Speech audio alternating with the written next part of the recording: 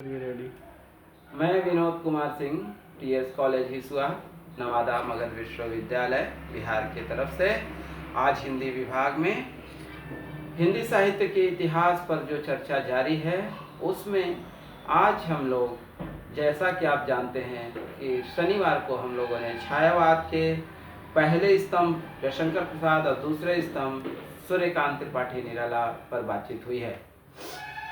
आज हम लोग बातचीत करेंगे तीसरे स्तंभ जो कि महादेवी वर्मा के नाम से प्रसिद्ध है, इस पर बातचीत होगी और फिर संक्षिप्त में चौथे स्तंभ सुमित्रानंदन पंत पर करेंगे। आप जानते हैं कि महादेवी वर्मा का जन्म उत्तर प्रदेश में हुआ। आपको यह ज्ञात होना चाहिए कि यह कहा जाता है कि आधुनिक मीरा के रूप में महादेवी वर्मा रही हैं। भक्ति काल में जो मीरा थी, जिनके पास बहुत क्षमता घर को त्याग करने का, विष का प्याला पी जाने का, यहाँ तक कि स्त्री होकर के और पुरुष प्रधान समाज में एक तरह से आंखों में आंखें डालकर बातें करने का, प्रेम को बाहर लाकर रखने का, ये सारी चीज़ें जो मीरा कर रही थी वही महादेवी वर्मा आधुनिक युग में आकर की। आप जानते हैं कि महादेवी वर्मा को अपने पति से बचपन में शादी हो गई और पति पसंद नहीं आए। अंत में देवी ने कहा कि ये बचपन जहाँ पर कुछ जानकारी ही नहीं थी, वहाँ पर ये समझौता कैसे संभव है, यह तो ठीक नहीं है। ये चीज़ बहुत ही एक तरह से देवी के लिए बहुत खतरनाक साबित हुआ और अंतोगत वो बौद्ध धर्म की ओर चली गई। और तभी उनके लेख में, उनकी कविताओं में, उनके नाटक में, उनके जितने भी उस तरह की चीज़ें हैं उसमें आप देखेंगे कि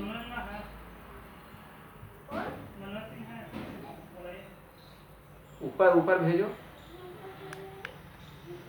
तो आप देखेंगे कि वैसी स्थिति में महादेवी वर्मा बहुत प्रबल रही हैं। उनकी आत्मकथा, उनकी जो कई संस्मरण है, कई रेखाचित्र हैं, उन सब में देवी बहुत आगे रही हैं।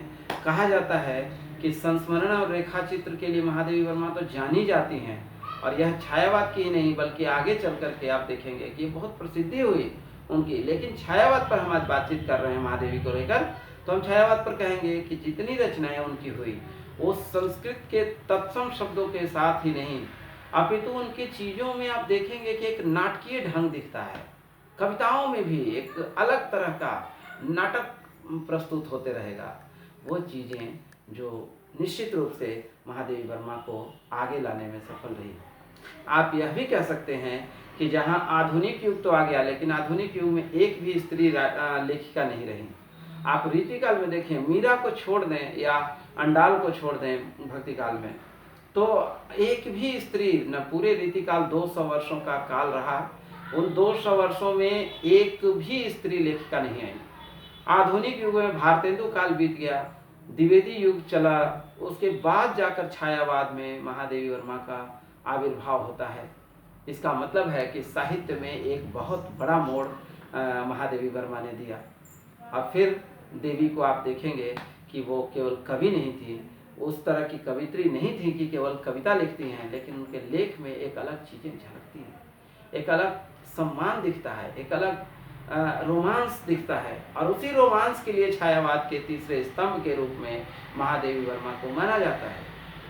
उनकी रचनाओं में आप देखेंगे कि जब भी उनकी रचनाएं पढ़ेंगे तो आपको यह प्राप्त होगा कि आप बीए लेवल में भी देखते हैं उनको पढ़ना ही होता है, एमए लेवल में भी उनको पढ़ना होता है, यानी कि ग्रेजुएशन और पोस्ट ग्रेजुएशन दोनों में देवी को पढ़ना है।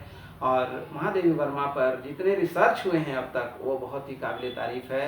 महादेवी वर्मा केवल संस्मरण के लिए नहीं बल्कि कविता के लिए भी जानी जाती हैं, और सबसे ज़्यादा वो इसलिए जानी जाती हैं कि आधुनिक युग में सबसे प्रथम और सबसे बुद्धिमान, हिम्मती और एक अनुशासित महिला जो सामने आई। और लेकिन उनके समानांतर थोड़ी सी जूनियर सुभद्रा कुमारी चौहान है, लेकिन सुभद्रा के अंदर थोड़ी सी उतावला है, अनुशासनहीनता भी हो जाती है उनसे। क्योंकि उनकी कविता में भी झलकती है, खूब लड़ी मर्दानी वो तो झांसी वाली रानी है। लेकिन महादेवी के यहाँ एक अनुशासन है, एक सिस्टम है, एक नियम है और उसी नियम में उनकी ज़िंदगी है। इसीलिए उनका जीवन बहुत ही श्रेष्ठ, सफल और सुदृढ़ रहा है। आप जानते हैं कि महादेवी वर्मा एक विद्यालय के प्रिंसिपल भी रहीं और बहुत ही डिसिप्लिन, बहुत ही सिस्टमेटिक, जीवन में वो चीज़ करना है जिसके लिए वो जानी जाती हैं, उन्होंने ऐसा किया। यदि नदी पार करने के लिए 5 से 6 का समय शाम में है, तो ऐसा नहीं कि देवी को तो प्रिंसिपल हैं वो कोई भी करा देगा, लेकिन नहीं, 5 बजे के इधर कभी भी वो नदी पार नहीं होती थी। उनका घर इलाहाबाद प्रयाग के गंगा नदी के पार था और वो हमेशा अनुशासित इतनी थी कि 4 बजे स्कूल बंद होने के बाद भी वो 5 बजे ही नाविक के पास पहुंचती थी। ये अनुशासन, ये मतलब एक नियमबद्ध जीवन में रहना सबके लिए संभव नहीं है। महादेवी वर्मा इसके लिए जानी जाती हैं और छायावाद की रचनाएं महादेवी वर्मा को निश्चित रूप से बहुत बहुत ऊपर ले जाकर रखती हैं, जिसके लिए कि महादेवी वर्मा बहुत ही जाने और पहचाने जाते हैं। उत्तर प्रदेश की मिट्टी में जन्म ली महादेवी वर्मा अंत तक एक समाज सेविका भी रहीं और लेखकों में तो बहुत आगे रहीं, जिसमें उनको साहित्य अकादमी भी मिला हुआ है। उनको साहित्य के कई पद्मश्री है, तो कई पुरस्कारों से नवाजा गया उनको। और अंत में आप ये कह सकते हैं कि यामा जो उनकी रचना रही, यामा जिसके लिए महादेवी को पहचाना जाता है, जाना जाता है, उसी यामा के लिए उनको 1982 में जाकर के साहित्य अकादमी पुरस्कार प्राप्त होता है। अंत में महादेवी वर्मा इस जीवन के अंतिम सांस लेती हैं। तब तक आज भी देखेंगे तो लेखक के माध्यम में, और ये कह सकते हैं कि साहित्य के दृष्टि से महादेवी वर्मा आज भी अमर हैं। और मुझे नहीं लगता कि इस पटल पर जब तक ये धरा है और जब तक यहाँ सांसें हैं, तब तक महादेवी वर्मा को भूला नहीं जा सकता। उनकी रचनाएं बहुत महत्वपूर्ण हैं, लेकिन आज लंबा हो जाएगा, इसलिए हम इतना ही पे रोकते हैं। कल के लिए हम लोग जो बातचीत करेंगे वो महादेवी वर्मा के पति के त्याग के बाद समाज सेविका हो जाना, बौद्ध धर्म को अपना लेना और गरीबों, कमज़ोरों, ये सब आप पढ़े होंगे। उनका तो कई रचनाएं उनकी आती हैं, जिसमें आप देखेंगे कि गिलहरी पर जो रचना उनकी हुई है, उनकी रचना आप एक बालक पर हुई है। कई ऐसी रचनाएं हैं, बहुत पर्याप्त मात्रा में मौजूद है। आप उनको पढ़ने के लिए, महादेवी वर्मा को यदि पढ़ना है तो आप देवी की एक संग्रह है जिसको नाम ही है महादेवी रचनावली, आप उसको पढ़ें और वहाँ से समझें। बशर्ते कि कोर्स में जितना कुछ पढ़ना है वो आपके सिलेबस में, किताबों में दिया हुआ है, उतना ही से पढ़कर और आप कक्षा में जब आएंगे तो उस पर चर्चा होगी। आज के लिए इतना ही।